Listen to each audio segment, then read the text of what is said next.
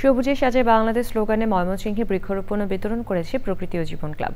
Mobile network operator বাংলালিংকের পাশাপাশি সবুজায়নে এগিয়ে এসেছে বন বিভাগ, আধুনিক নার্সারি অ্যান্ড হর্টিকালচার ফার্ম। এমন উদ্যোগের প্রশংসা করে বৃক্ষরোপণের পাশাপাশি পরিচর্যায় গুরুত্ব আরোপ করেন বিশিষ্টজনেরা। শেখ মহিউদ্দিন আহমেদের তথ্য ও ভিডিওচিত্র নিয়ে আফরোজা হাসির রিপোর্ট।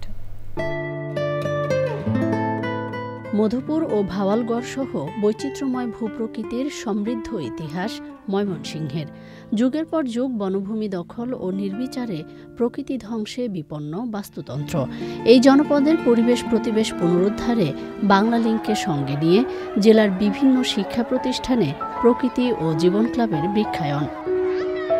কচি হাতে দেশীয় গাছের চারা আর চোখে মুখে পরিবেশ রক্ষার প্রত্যয়। মানুষের জীবনে গাছের প্রয়োজনীয়তা অপরিসীম, তাই আমরা বেশি বেশি গাছ লাগাবো।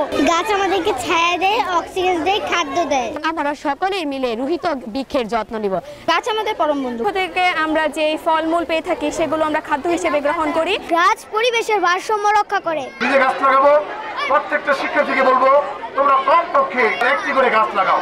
গাছ প্রকৃতির এক অপরূপ সৌন্দর্য, যা জীবের জন্য অপরিহার্য, যাতে প্রাণী বেঁচে থাকে। পৃথিবীর ভারসাম্য রক্ষার জন্য বেশি বেশি করে গাছ লাগানো প্রয়োজন। এই শহরে বিভিন্ন শিক্ষা প্রতিষ্ঠান সহ বিভিন্ন জায়গায় আমরা বৃক্ষরোপণ করছি। সবুজের সুফলা দেশটি আরো সুন্দর সবুজ হবে। আপনাদের উদ্যোগটি মহান, সেজন্য আপনাদেরকে অনেক অনেক ধন্যবাদ জানাই। এই চারা থেকে সে ছায়া পাবে, সে অক্সিজেন পাবে, ফুল পাবে, ফল পাবে, মানুষের মানসিক প্রশান্তি পাবে, আলটিমেটলি দেশের জলবায়ু পরিবর্তন রোধে এটা সহায়ক হবে।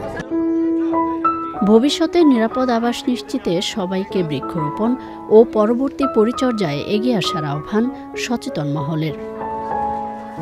আফরোজা হাসি, প্রকৃতি ও জীবন ডেস্ক, চ্যানেল আই।